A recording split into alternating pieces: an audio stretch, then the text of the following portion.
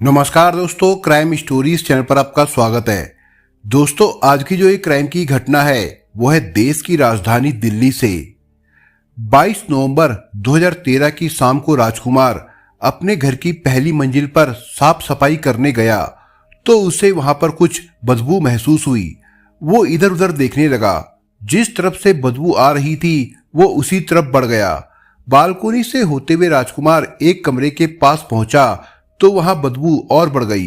वो समझ गया कि बदबू शायद उसी कमरे से आ रही है।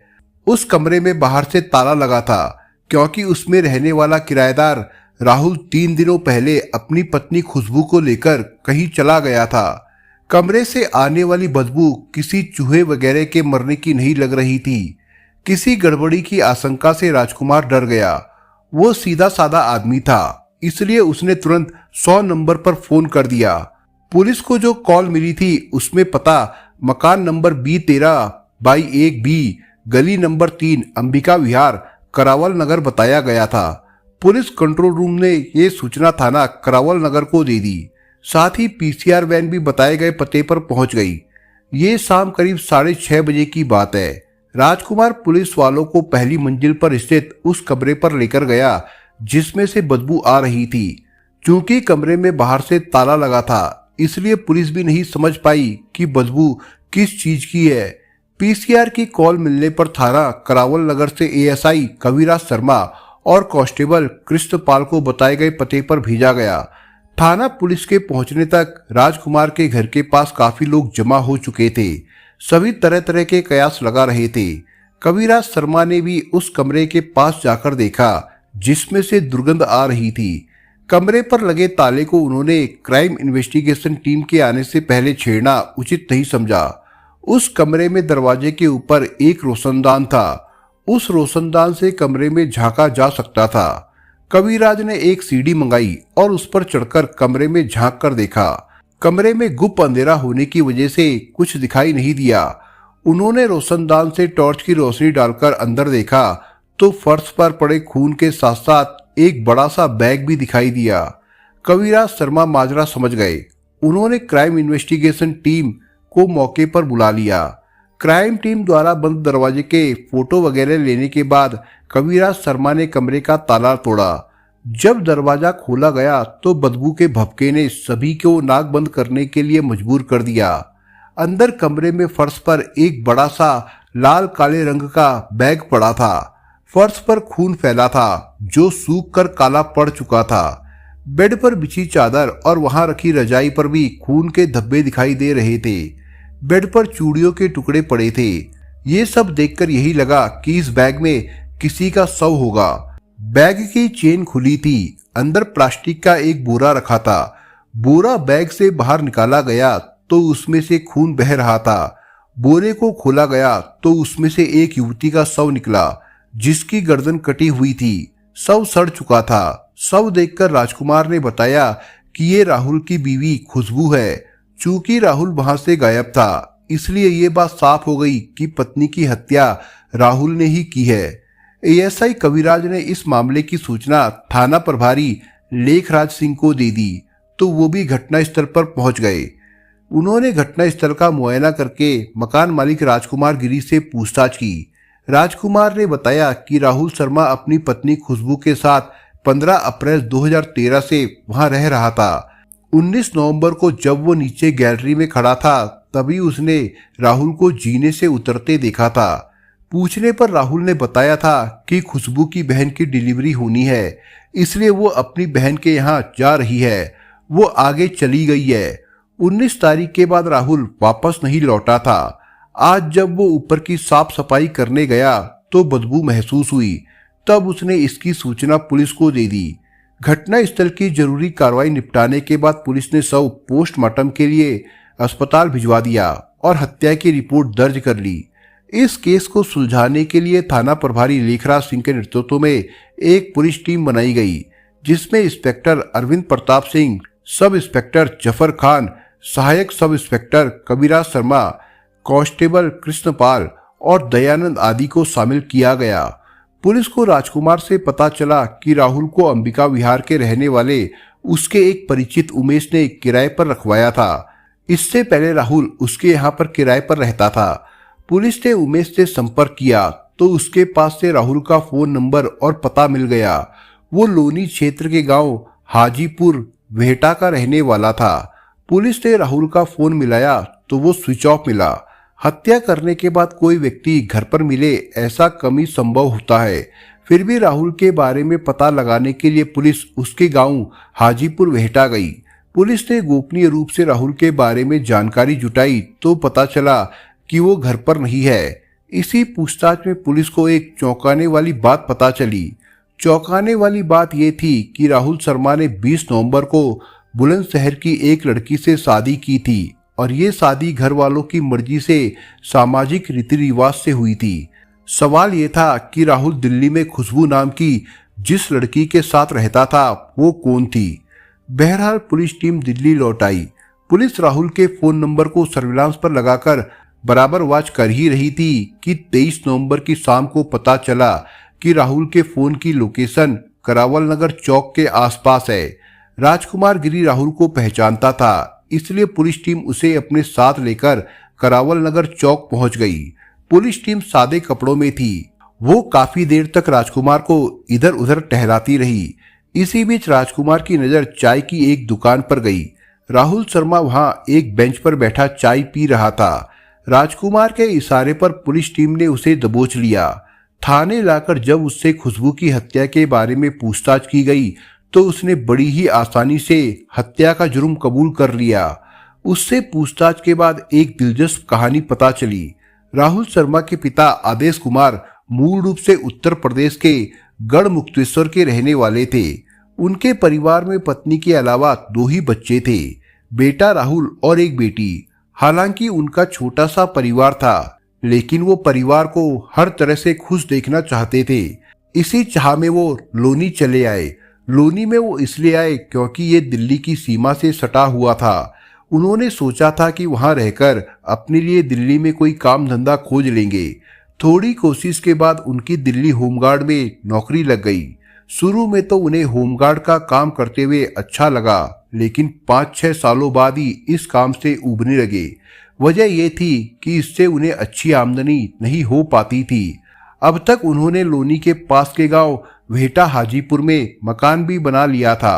उन्होंने वेहटा रेलवे स्टेशन के नजदीक प्रॉपर्टी डीलिंग की दुकान खोल ली। ड्यूटी से लौटने के बाद वो दुकान पर बैठते थे। उनका बेटा राहुल बड़ा हो चुका था, इसलिए पिता की गैरमौजूदगी में वो दुकान संभालता था। आदेश कुमार का प्रॉपर्टी डीलिंग का धंधा जम गया तो उन्होंने होमगार्ड की नौकरी छोड़ दी और पूरे समय दुकान पर बैठने लगे। उनकी मेहनत रंग लाने लगी, आमदनी बढ़ने लगी तो उन्होंने अपने प्रॉपर्टी के बिजनेस को नए आयाम देने शुरू कर दिए। लोनी के नजदीक ही उन्होंने कई एकड़ जमीन खरीद ली।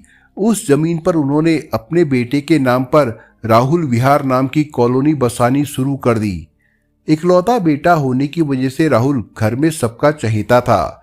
उसे सब आंखों पर बिठाए रखते थे। हाजीपुर वेहटा गांव में ही खुशबू नाम की एक खूबसूरत लड़की रहती थी। नजदीकी बढ़ाने के लिए गांव के कई लड़के उस पर डोरे डालने की कोशिश करते थे, लेकिन वो उन्हें कतई लिफ्ट नहीं देती थी। इसकी वजह यह थी कि वो राहुल शर्मा को चाहती थी। जवान होने के बावजूद राहुल शर्मा अन्य लड़कों की तरह मटर गश्ती करता नहीं घूमता था, बल्कि अपना पूरा ध्यान प्रॉपर्टी डीलिंग के काम में लगाता था। खुशबू राहुल के नजदीक आने की जुगत लगाती रहती थी। बताया जाता है कि एक दिन खुशबू राहुल की दुकान पर पहुंची और अपने एक जानकार का मकान बिकवाने के लिए राहुल से बात की। बातचीत के दौरान ही दोनों ने एक दूसरे को अपने फोन नंबर भी दे दिए। इस मुलाकात के बाद दोनों के बीच फोन पर बातें होने लगी। धीरे धीरे राहुल को भी उससे बातें करना अच्छा लगने लगा। दोनों एक दूसरे के करीब आने लगे और उनकी प्रेम कहानी शुरू हो गई। उनके बीच होने वाली बातों का दायरा सिमटता गया। जल्द ही स्थिति ये हो गई कि जब तक वे रोजाना बात नहीं कर लेते उन्हें चैन नहीं आता था। बाद में राहुल उसे दिल्ली घुमाने के लिए भी ले जाने लगा। इसी दौरान उनके बीच शारीरिक संबंध भी बन गए थे। दोनों ही बालिग थे, इसलिए उन्होंने शादी करके ताउम्र साथ रहने का फैसला कर लिया। इस तरह कई सालों तक उनके प्रेम संबंधों की घर वालों को भनक नहीं लगी, लेकिन गांव के तमाम लोग उनके बारे में जानते थे। लिहाजा गांव वालों के मुंह से होती हुई ये बात राहुल के घर वालों के कानों तक भी पहुंच गई। अपने इकलौते बेटे के बारे में जानकर आदेश कुमार परेशान हो उठे। उन्होंने उसकी किसी अच्छे घर से शादी करने के सपने संजो रखे थे। उन्हें बिल्कुल उम्मीद नहीं थी कि बेटा ऐसा कदम उठा सकता है। उन्होंने राहुल को समझाया तो उसने पिता से झूठ बोल दिया। मेरे बारे में जो भी बातें उड़ रही है वो सरासर झूठी है। मेरा किसी लड़की से कोई संबंध नहीं है, और रही बात शादी की तो आप अपनी मर्जी से किसी भी लड़की से मेरी शादी करा सकते हैं। बेटे की बात सुनकर आदेश कुमार को लगा कि गांव वाले यूं ही राहुल के बारे में अफवाह उड़ा रहे हैं। उन्हें ये पता नहीं चल सका था कि बेटे ने उनके सामने कितनी चालाकी से झूठ बोला है। आदेश कुमार को बेटे पर पूरा भरोसा था, इसलिए वो उसके लिए लड़की देखने लगे।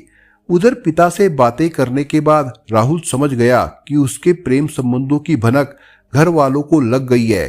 इसलिए उसने खुशबू से मिलने में एहतियात बरतना शुरू कर दिया। चूंकि गांव में भी उसके संबंधों की चर्चा थी, इसलिए उसने खुशबू के साथ रहने की दूसरी युक्ति सोची। खुशबू एक सामान्य परिवार से थी। राहुल से प्रेम संबंध की बात उसने अपनी माँ को बता रखी थी। राहुल एक अच्छे परिवार का इकलौता लड़का था, इसलिए माँ ने भी सोचा था कि उसके साथ बेटी को कोई परेशानी नहीं होगी। उसकी खुशहाल जिंदगी को ध्यान में रखते हुए माँ ने भी खुशबू का विरोध नहीं किया। इस तरह खुशबू बेधड़क अपने प्रेमी से मिलती रही। एक दिन राहुल ने आदेश कुमार से कहा, पापा, एक जानकार के जरिए मेरी गुड़गांव स्थित सैमसंग कंपनी में नौकरी लग रही है। आप तो ऑफिस में बैठते ही हैं, इसलिए मैं नौकरी ज्वाइन कर लेता हूँ। तुम्हें नौकरी की क्या जरूरत है? अपना अच्छा खासा काम है, इसे ही आगे बढ़ाओ। आदेश कुमार ने कहा तो राहुल बोला, कुछ दिन मैं नौकरी करके भी देख लेता हूँ। बाहर जाने से तजुर्बा मिलेगा। रात की शिफ्ट में काम करके मैं सुबह को घर आ जाया करूँगा। राहुल के जिद करने पर आदेश कुमार ने उसे स्वीकृति दे दी। दरअसल राहुल घर वालों की नज़रों में एक अच्छा बेटा बने रहने के लिए उनका विश्वास बनाए रखना चाहता था। इसलिए उसने उत्तरी पूर्वी दिल्ली के करावल नगर के अंबिका विहार में राजकुमार के यहाँ किराए पर एक कमरा ले लिया और खुशबू के साथ रहने लगा। मकान मालिक को उसने खुशबू को अपनी पत्नी बताया था। इसी बीच दोनों ने एक मंदिर में शादी भी कर ली थी। राहुल रात में किराए के कमरे पर खुशबू के साथ रहता था और सुबह अपने घर चला जाता था। राहुल ने घर वालों को बता रखा था कि उसकी ड्यूटी रात की शिफ्ट में है। उस मकान में 11 महीने रहने के बाद वो पास में ही उमेश के घर रहने लगा, लेकिन उमेश का मकान उसे पसंद नहीं आया, तो उसने 15 दिनों बाद ही मकान बदल दिया और 15 अप्रैल 2013 से वो अंबिका विहार की गली नंबर 3 में राजकुमार गिरी के यहाँ रहने लगा। खुशबू की अपने घर वालों से फोन पर अक्सर बात होती रहती थी। खुशबू ने अपनी माँ को बता दिया था कि राहुल ने अपने घर वालों की मर्जी के खिलाफ उससे शादी की है, इसलिए घर वाले अभी नाराज है। उसकी माँ सोचा करती थी कि एक ना एक दिन जब घर वालों का गुस्सा शांत हो जाएगा तो वो खुशबू को बहू के रूप में स्वीकार कर लेंगे। खुशबू राहुल के साथ खुश थी। राहुल भी उसका हर तरह से ख्याल रखता था। उधर राहुल के घर वालों ने उसके लिए उत्तर प्रदेश के बुलंदशहर में एक लड़की देख ली थी। उन्होंने जब इस बारे में राहुल से बात की तो वो ये नहीं कह सका कि वो किसी और से प्यार करता है। वो उस लड़की शिखा से शादी ना करने की बात भी नहीं कह सका। दोनों तरफ से जांच परख के बाद राहुल का रिश्ता शिखा से तय हो गया। खुशबू को इसकी भनक तक नहीं लगी। शिखा से शादी तय हो जाने के बाद राहुल असमंजस में पड़ गया, क्योंकि वो खुशबू से पहले ही शादी कर चुका था। उसकी स्थिति ये थी कि वो ना तो खुशबू को शिखा से शादी तय होने की बात बता सकता था और ना ही घर वालों को खुशबू के बारे में बता पा रहा था। चालाकी दिखाकर वो जो खुशहाल जिंदगी जीने के सपने देख रहा था, अब वो उसी चालाकी के भंवर में फंस चुका था। कुछ नहीं सूझा तो वो उस भंवर से निकलने के उपाय खोजने लगा। एक दिन उसने खुशबू से कहा, खुशबू, मैं एक समस्या में फंसा हुआ हूँ और समस्या भी ऐसी है जिसे तुम ही सुलझा सकती हो। ये सुनकर खुशबू ने चौंक कर पूछा, क्या समस्या है बताओ। तुम तो जानती हो कि मैं तुम्हें कितना चाहता हूँ। घर वालों की मर्जी के बिना भी मैं तुम्हारे साथ रह रहा हूँ। उन्हें तुम्हारे साथ रहने का तो पता नहीं है, इसलिए उन्होंने मेरे लिए बुलंदशहर में कोई लड़की देखकर मेरा रिश्ता पक्का कर दिया है। 16 नवंबर को उन्होंने सगाई का दिन भी तय कर दिया है। मेरी समझ में नहीं आ रहा है कि क्या करूं। शादी की बात सुनते ही खुशबू सन्न रह गई। जिसकी खातिर उसने अपना घर त्यागा वो किसी और का हो जाएगा, ये उसने सोचा भी नहीं था। उसने सोचा कि राहुल की जिस लड़की के साथ शादी होने जा रही है उससे उसका रिश्ता एक दिन में तो तय नहीं हुआ होगा। राहुल को इसकी जानकारी पहले से रही होगी, लेकिन उसने ये बात उससे छुपाए रखी।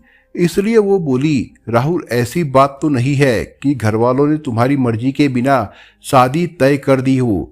जब तुमसे पूछा होगा तो तुम्हें शादी के लिए मना कर देना चाहिए था, लेकिन तुमने ऐसा नहीं किया। खुशबू, मैं चाहकर भी घर वालों की बात का विरोध नहीं कर सका, लेकिन तुम थोड़ी सूझबूझ से काम लो तो समस्या का हल निकल सकता है।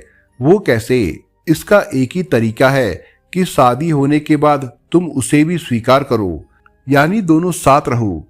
कोई भी औरत नहीं चाहती कि उसके पति को कोई दूसरी औरत बांटे। इसलिए राहुल की बात सुनकर खुशबू भड़क उठी। राहुल, तुमने ये सोच भी कैसे लिया कि दोनों एक साथ रहेंगी? ये हरगिज नहीं हो सकता। तुम एक बात और जान लो, 16 तारीख को जो तुम्हारी सगाई है वो हरगिज नहीं होगी। उस दिन तुम घर नहीं जाओगे। ये तुम क्या कह रही हो? मेरे घर ना पहुंचने पर हंगामा हो जाएगा, और गए तो यहाँ हंगामा हो जाएगा। अब खुद ही सोच लो कि क्या करना है। खुशबू के तेवर देखकर राहुल परेशान हो गया। उसने खुशबू को समझाने की काफी कोशिश की, लेकिन वो जिद पर अड़ी रही। उसी दौरान राहुल ने तय कर लिया कि वो अपने घर वालों की इज्जत हरगिज खराब नहीं होने देगा, भले ही उसे खुशबू को रास्ते से क्यों ना हटाना पड़े। इसी के मद्देनजर उसने खुशबू को रास्ते से हटाने की योजना तैयार कर ली। योजना को पूरा करने के लिए वो बाजार से एक छुरा भी खरीद लाया। 16 नवंबर 2013 को राहुल के तिलक का कार्यक्रम निश्चित हुआ था। उसके कार्यक्रम में किसी तरह की कोई अड़चन ना पड़े, इसलिए उसने तिलक के कार्यक्रम से पहले ही खुशबू को ठिकाने लगाना उचित समझा। 15 नवंबर की शाम को खाना खाने के बाद खुशबू और राहुल सोने के लिए बिस्तर पर लेटे थे। थोड़ी देर बाद खुशबू को तो नींद आ गई, लेकिन राहुल की आंखों से नींद कोसों दूर थी। वो रात गहराने का इंतजार कर रहा था। जब उसे लगा कि मकान मालिक वगैरह सो चुके होंगे तो उसने गहरी नींद में सोई खुशबू के गले पर छुरे से वार किया। एक ही वार में खुशबू की सांस की नली कट गई और वो छटपटाने लगी। वो छटपटाती हुई बेड से नीचे गिर गई और कुछ ही देर में उसकी मौत हो गई। पत्नी को ठिकाने लगाने के बाद राहुल ने राहत की सांस ली और बाथरूम में जाकर खून से सने हाथ पैर धोए। इसके बाद चादर से शव ढककर वो सुबह को अपने गांव चला गया। उसी दिन उसके तिलक का कार्यक्रम था, जिसमें उसके सभी सगे संबंधी इकट्ठा हुए थे। उस कार्यक्रम में वो पूरी तरह सामान्य रहा। उसने किसी को जरा भी महसूस नहीं होने दिया कि वो कोई बड़ा अपराध करके आया है। सबको छिपाने के लिए राहुल 19 नवंबर को बाजार से खेलने का सामान रखने वाला एक बड़ा सा बैग खरीदकर अंबिका विहार वाले कमरे पर पहुंच गया। खुशबू के शव को उसने चादर में लपेटकर प्लास्टिक के एक बोरे में भरकर बंद कर दिया। उस बोरे को उसने साथ लाए बैग में रख दिया। उसने सोचा था कि शादी के बाद उस बैग को कहीं ठिकाने लगा देगा। 19 नवंबर को पत्नी के शव को बैग में रखने के बाद वो शाम को कमरे का ताला लगाकर जीने से उतर ही रहा था कि उसी समय उसे मकान मालिक राजकुमार गिरी मिल गया। उसने राहुल को अकेले जाते देखा तो उसने वैसे ही खुशबू के बारे में पूछ लिया। इस पर राहुल ने कहा कि खुशबू की बहन की डिलीवरी होने वाली है, वो आगे निकल गई है, उसे उसकी बहन के यहाँ छोड़ने जा रहा हूँ। मकान मालिक ने उसकी बात पर विश्वास कर लिया। उसे क्या पता था कि उसका किराएदार उसके कमरे में एक बड़ा अपराध कर चुका है। अंबिका विहार से राहुल सीधे अपने गांव पहुंचा। अगले दिन 20 नवंबर को बड़ी धूमधाम के साथ उसकी बारात बुलंदशहर पहुंची और वो शिखा को दुल्हन बनाकर घर ले आया। राहुल निश्चिंत था कि पुलिस उस तक कभी नहीं पहुंच सकेगी। 22 नवंबर को राजकुमार जब पहली मंजिल पर सफाई करने के लिए पहुंचा तो उसे बदबू महसूस हुई, क्योंकि बोरे में बंद शव सड़ने लगा था। राजकुमार की सूचना पर पुलिस उसके घर पहुंची और शव के बारे में पता लगा। 23 नवंबर को राहुल खुशबू के शव को ठिकाने लगाने के लिए अंबिका विहार वाले कमरे पर पहुंचा। जब वो करावल नगर में चौक के पास एक दुकान पर बैठकर चाय पी रहा था तब उसे ये पता नहीं था कि पुलिस उसके पीछे लगी हुई है, इसलिए पुलिस ने उसे आसानी से गिरफ्तार कर लिया। राहुल शर्मा से पूछताछ के बाद जांच अधिकारी इंस्पेक्टर अरविंद प्रताप सिंह ने 24 नवंबर को उसे कड़कड़नुमा कोर्ट में मुख्य महानगर दंडाधिकारी रविंदर वेदी के सामने पेश करके उसे 1 दिन के पुलिस रिमांड पर लिया। रिमांड अवधि में पुलिस ने राहुल को उन जगह पर ले जाकर तस्दीक की जहां से उसने छुरा और बैग आदि खरीदे थे। फिर 25 नवंबर 2013 को उसे पुनः अदालत में पेश करके जेल भेज दिया गया। पति के जेल जाने के बाद शिखा की आंखों से आंसू रुकने का नाम ही नहीं ले रहे थे। उसे क्या पता था कि दुल्हन बनने की जो खुशी वो मन में समेटे हुई थी वो हाथ की मेहंदी धूमिल होने से पहले ही काफूर हो जाएगी। इसके बाद भी उसे उम्मीद है कि राहुल जल्द ही जेल से बाहर आ जाएगा। दोस्तों, आप अगर चैनल पर नए हो तो आप चैनल को सब्सक्राइब करने के साथ कमेंट बॉक्स में इस कहानी के बारे में अपने विचार जरूर लिखिएगा। मिलता हूं एक नई कहानी के साथ, तब तक के लिए अपना ख्याल रखिएगा। धन्यवाद।